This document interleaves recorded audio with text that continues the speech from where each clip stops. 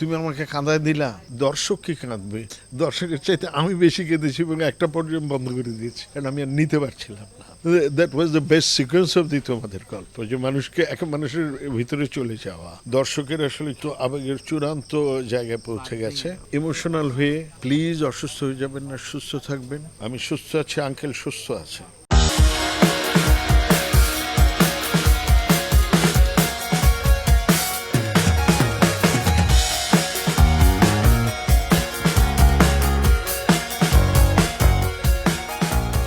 দর্শক, নিউজ 24 এর অনস্পট আড্ডায় আপনাদেরকে স্বাগত। সঙ্গে আছি আমি শাহিন শুভ। আজকে আমার সঙ্গে আছেন এমন একজন অতিথি যার অভিনয়ে কাঁদছে সারা দেশ। দর্শক, আমাদের সঙ্গে রয়েছেন জনপ্রিয় অভিনেতা নাদির চৌধুরী। শুরুতে জানতে চাইব কেমন আছেন আসলে?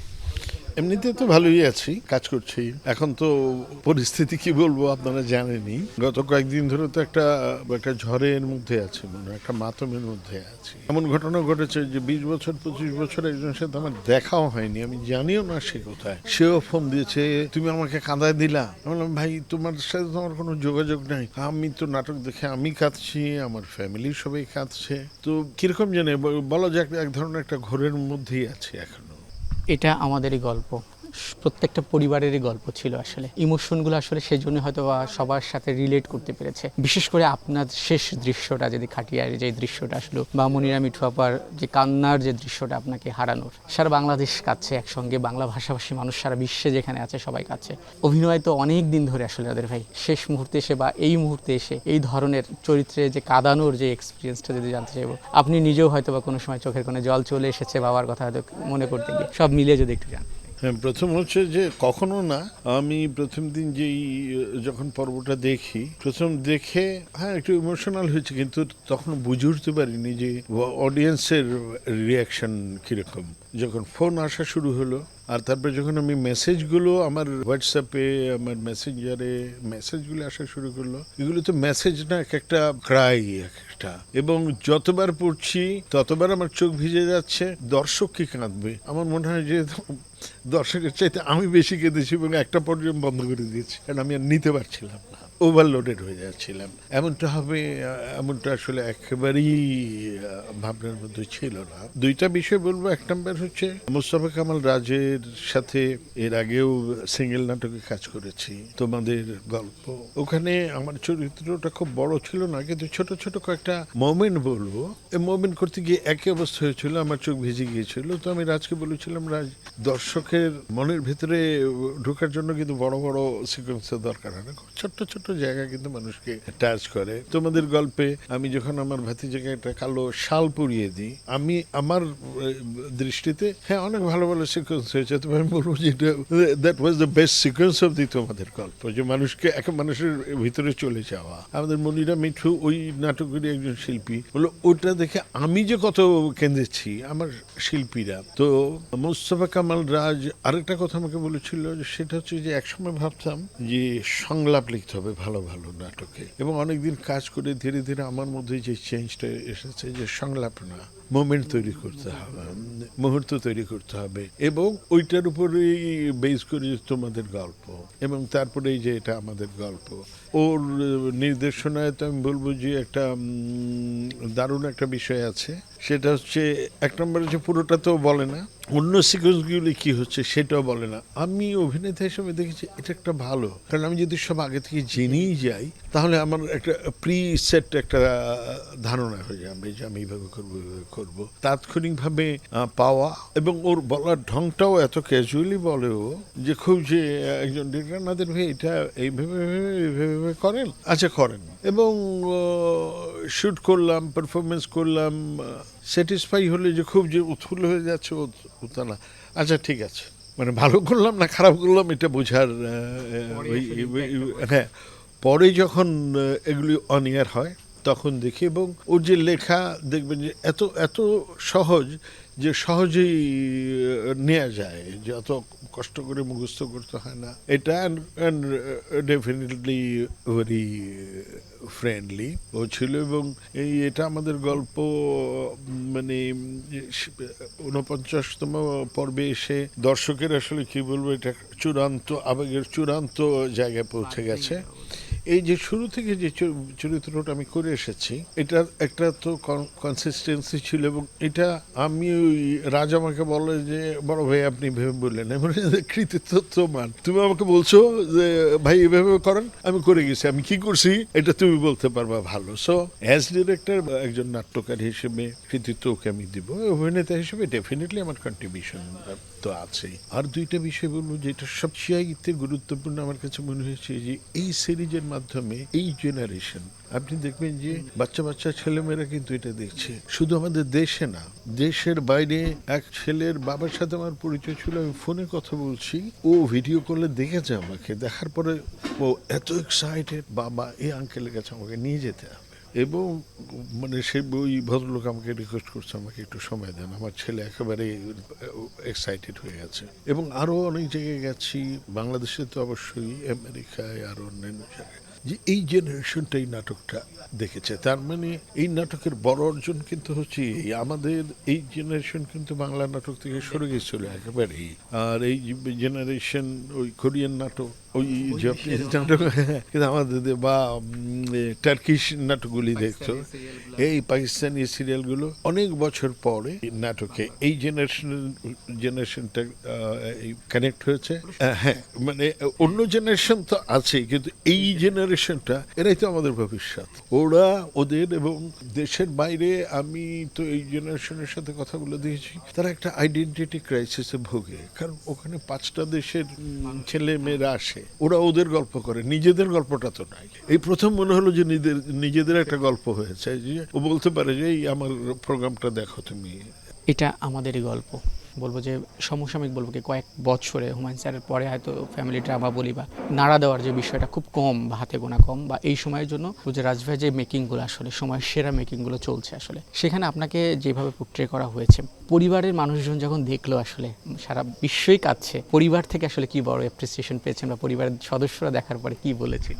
প্রথম আমার ছেলে আমাকে ফোন দিয়েছে যে আব্বু তুমি কি করছো, সারা দেশ তো শোক করতেছে। আমি বলছি যা করি তাই করেছি, অভিনয় করেছি। আমি তো জানি, আমি তখনও দেখিনি, কারণ যেদিন এই এপিসোডটা যায় সেদিন আমি আমেরিকা থেকে আসি, তা আমার বাসায় এসে পৌঁছাতে 2টা 2:30 হয়ে গেছে। তা আমার আর দেখার সুযোগ হয়নি। এসে আবার শাওয়ার টাওয়ার নিয়ে একটু খেয়ে আধা ঘন্টা বা 1 ঘন্টা আমি রেস্ট নিয়েছি, মানে ঘুমিয়েছি। তারপরে আমার থিয়েটার শো ছিল, আমি ছুটেছি শো করতে, শো করে আমার আর দেখার সুযোগ হয়নি। তারপরে আমি বাসায় এসেছি, এবং তখন তো ফোন আসা শুরু হয়েছে। তো আমার ছেলে এটা বললো, আমি তো বুঝিনি, আমার নাতনি আছে একটা। আমি ঢোকার পরে, দাদা তুমি কি করেছো? আমি বললাম কেন? বললো সবাই তোমার কথা বলছে। ও আসলে দেখেছে, নিজেরটা নিজের সরাসরি বলতে পারে না। তারা আর অন্য দর্শকের মতো কান্না করেনি, কিন্তু তারা খুবই উৎফুল্ল, ইমোশনাল ছিল, এবং উৎফুল্ল যে আমার দাদা বা আমার বাবা। আবার কারণ একটা সময় ছিল যে ধরেন আমার জীবনের প্রথম দিকে, অভিনয় জীবনের প্রথম দিকে 12 রকম মানুষ বা রূপনগর, ওগুলির মধ্যে দিয়ে তো আমি এক ধরনের পরিচিতি পেয়েছিলাম। তারপর দীর্ঘদিনের একটা গ্যাপ, তো নর্মালি এটা হারিয়ে যায় আর কি, এটাই হয়। এতদিন তো মানুষ বলতো ওর নাদের চৌধুরী চেনো না, উনি সেই রূপনগর 12 রকম মানুষ। হ্যাঁ, এই যে আবার কামব্যাক করা, এই কামব্যাক করাটা ডেফিনেটলি আমার পরিবারের সদস্য খুবই খুবই হ্যাপি, খুবই এক্সাইটেড। নাদের ভাই নিজের বাবা, আপনার যিনি বাবা ছিলেন, তিনিও হয়তো প্রথম দিকে অভিনয়টা সেভাবে পছন্দ করতেন না, তাকেও হয়তো অনেক কিছু হয়তো দেখানোর ছিল, হয়তো সময়ের কারণে হয়তো অনেক কিছু দেখাতে পারেননি, যে তার ছেলেটা ঠিকঠাক জায়গাতে হয়তো আছে, তিনি বেঁচে থাকলে হয়তো উনি আরও খুশি হতেন। আসলে বাবা হওয়ার যে অনুভূতি নিজে পেয়েছেন, আপনার বাবারও অনেক ধরনের অনুভূতি হয়তো ছিল, সে সব মিক্সড আপ করে যদি আপনার কাছে একটু জানতে চাই, এটা আমাদের গল্পেরও বাবা চরিত্রে অভিনয় করেছেন, যেটা অনেকে বলছিল বা রাজভাইও বলেছেন তার নিজের বাবার চরিত্রে। আসলে বাবা শব্দটা এমন সবার সঙ্গেই কোনো না কোনোভাবে মিলে যায়, ঘটনাগুলো সব মিলে যদি আপনার কাছে একটু জানতে চাই। নিজে বাবা হয়েছে তো অনেক আগেই, তো আমার ছেলেও বাবা হয়েছে। এই চরিত্রটা করার সময় আমার মানে মনে হয়েছে আমার বাবা নাটক পছন্দ করতেন, কিন্তু তুমি কিছু করো, কাজকর্ম করো, চলবা কি করে। আমি তখন বিয়েও করে ফেলেছি, কিন্তু আমি কিছু করতাম না। আমার ভাইরা দেশের বাইরে, আমার বাবা অনেক চেষ্টা করেছে আমাকে দেশের বাইরে পাঠাতে, কিন্তু নাটকের মোহে আমি এখানে এখনো, এই যে কয়েকদিন আগে আমি ঘুরে এসেছি, এটা এক ধরনের হাজিরা দেওয়ার মতো। আমার ওখানকার সব ভালো লাগে, শুধু নিজে থাকতে ভালো লাগে না। কারণ ওই এখানকার যে মায়া, আমি সবসময় বলি যে আমি যখন প্লেন থেকে নামি আমার তো মনে হয় আমি কিং, আমি রাজা। মানুষের ভালোবাসা, মানুষের স্নেহ, মানুষের সালাম পৃথিবীর কোথায় পাবো এটা। যাই হোক, আমার 12 রকম মানুষ যখন আমার হিট হয়ে গেল, আমি খুব পরিচিত হয়ে গেলাম। এর আগে আমার বাবা তো একটু মনক্ষুণ্ণ ছিলই আমার প্রতি, কিন্তু ওই নাটকের একটা বা দুইটা পর্ব যাওয়ার পরে আমার মনে হয় আমার বাবাকে লোকজন বলেছে, ও আপনার ছেলে তো খুব ভালো অভিনয় করে, অনেক নাম করেছে। ঠিক আমার বাবা মারা যাওয়ার এক সপ্তাহ আগে আমি ড্রয়িং রুমে বসে, আমার বাবা আমার পাশে এসে বসেছে, বসে আমার দিকে, উনি তাকানো নেই, সামনের দিকে তাকিয়ে বলছে, অভিনয় করলে কি টাকা পয়সা পাওয়া যায়? তাই আমি বলছি, হ্যাঁ কিছু তো পাওয়া যায়। হ্যাঁ তাহলে তো ভালোই, নামটামের সাথে যদি কিছু টাকা পয়সা আসে তাহলে তো ভালোই। বলে উনি আবার হেঁটে চলে গেলেন। তা আমি বুঝলাম যে আমার বাবা একটু উনি খুশি হয়েছেন। তো আমি মনে মনে ভাবলাম যে আরো অনেক কিছু দেখানো বাকি আছে আব্বা, আমি আপনাকে দেখাবো। কিন্তু আমার দুর্ভাগ্য যে ঠিক তার এই মঙ্গলবারে আমি বাবার সাথে কথা বলেছি, ঠিক তারপরের মঙ্গলবারই আমার বাবা হার্ট অ্যাটাকে মারা যান। তো অনেক কিছু দেখানোর আকাঙ্ক্ষা ছিল, কিন্তু দেখাতে পারিনি। এই অতৃপ্তি তো আমার সারা জীবনের আছে, এখনো আছে। আর রাজ যেই চরিত্রটা লিখেছে বা শেষের দিকটা, আমার কাছে মনে হয় পুরো ক্যারেক্টারটাই ওর বাবার, একদম শুরু থেকেই। হ্যাঁ, এই সিকোয়েন্সটা তো ও আমাকে ওইভাবে বলে নাই, এটা এইভাবে বললেন নাদের ভাই, হ্যাঁ এটা এইভাবে বললেন। তো ওর বাবার স্মৃতিটা আর আমার বাবার প্রতি দায়িত্ব পালনের যেই অসম্পূর্ণ আকাঙ্ক্ষা, দুইটা মিলিয়ে এটা হয়েছে আমার কাছে মনে হয়। করার সময় তো কিছু বুঝিনি, করেছি, কিন্তু ইমোশনটা ছিল। আমার কাছে মনে হয়েছে যে, আমার কাছে মনে হয়েছিল যে আমার বাবা যখন একেবারে ডেড বেডে আমার দিকে তাকিয়ে দু একটা কথা বলেছিল, সবার প্রতি খেয়াল রাখবে, কারণ আমার মাও তখন দেশে ছিল না, আমি একমাত্র ছিলাম আমার বাবার সঙ্গে একদম শেষ মুহূর্তে। তো ওইটা সব মিলিয়ে রাজের বাবা, মানে আমি বলতে পারি যে আমার বাবার প্রতি আমার যে ইমোশনটা ছিল, রাজ যখন আমাকে বলেছে আমি দ্রুতই এটা কানেক্ট করতে পেরেছি, এবং এই কারণে বোধহয় এই অসম্ভবটা সাধন করা সম্ভব হয়েছে। আর আমি সবসময় একটা বিষয় আমি সবসময় বলি, সেটা হচ্ছে একজন অভিনেতার যদি নিজের মধ্যে অনুভূতি তৈরি না হয়, তাহলে এটা দর্শকের মধ্যে কখনোই হবে না, এবং অনুভূতি ইম্পোজ করা যায় না, এটা আসতে হয়। ওইটাই এসেছে, কোনো বাড়াবাড়ি নাই। মানে আমি নিজে দেখে নিজে অবাক হয়েছি যে আমরা অনেক নৃত্য দৃশ্য দেখেছি, দম নিচ্ছে, করছে, সে করছে খুব সুন্দরভাবে। আমার নিজের কাছে মনে হচ্ছে আরে মরে গেল ক্যারেক্টারটা, এরকম মনে হচ্ছে। তো এবং এটা তবে দর্শক মনে হয় যে আগে থেকে আজ করতে পারছিল। আমাকে রাজ বলেছে, হ্যাঁ না, আমাকে অনেকে মেসেজ করেছে যে আমি দেখি নাই এখনো, কারণ আমি জানি আমি সহ্য করতে পারবো না, আমি এই জন্য দেখিনি এখনো। হ্যাঁ হ্যাঁ, ওই যে একটা লিক হয়েছিল, আবার একটু ধারণাও করতে পারছিল ইয়েতে। আমাকে বিভিন্ন জন জিজ্ঞাসা করেছে যে ভাই আপনি কি, আমি দেখেন বলিনি তো। অনেক মানুষ, অনেক দর্শক এখনো দেখেনি, তারা নিতে পারবে না, সহ্য করতে পারবে না, এই জন্য দেখেনি। ভাই, সন্তানরা অনেক ভুল করে, বাবারা তার শেষ নিঃশ্বাস পর্যন্ত সন্তানদের সে ভুলগুলো নিশ্চয়ই ক্ষমা করে দেন, এবং শেষ পর্যন্ত তাদেরকে সাপোর্টই দিয়ে যান, বলবো যে সামনে থেকে হোক কিংবা পিছন থেকে হোক না কেন। এটা আমাদের গল্প আমরা দেখেছি, আসলে সেই তারই একটা উদাহরণ, এবং বাস্তব জীবনে প্রতিটা বাবাই নিশ্চয়ই এরকমই। আসলে বাবার কি এমনই হয় কিনা? বাবার আসলে এমনই, হ্যাঁ।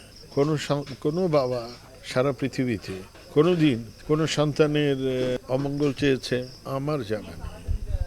হয়তো রাগ করে কথা বলেনি, দূরে ঠেলে দিয়েছে, কিন্তু সন্তানের অমঙ্গল কামনা করেছে এমন বাবা মা ওই বলবো। আর এখনকার যুগে বাবাদের ভূমিকাটা অনেক অনেক বেশি এসেছে, বাবার এরকমই ছিল সবসময়। প্রশ্ন দিয়ে শেষ করতে চাই, সমসাময়িক নাটকে আমরা দেখি অনেক সময় বাবা ক্যারেক্টার থাকে না, ফুপু ক্যারেক্টার থাকে না, বা দুইজনের উপর বেস্ট করে গল্প করা হয়।